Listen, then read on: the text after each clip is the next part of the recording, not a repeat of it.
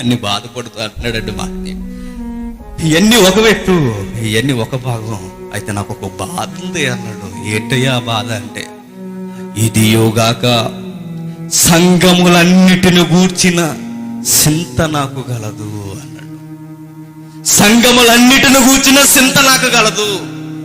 ఆశీల్లో మనం ఉంటే నాకు భాగ్యస్వామి దొరకట్లేదని బాధ మనకి. ఆ రోజు మనం ఉంటే నా ఆస్తులు పెద్ద అవ్వట్లేదని బాధ మనకి. ఆ రోజు మనం ఉంటే అప్పులు తీరట్లేదని బాధ.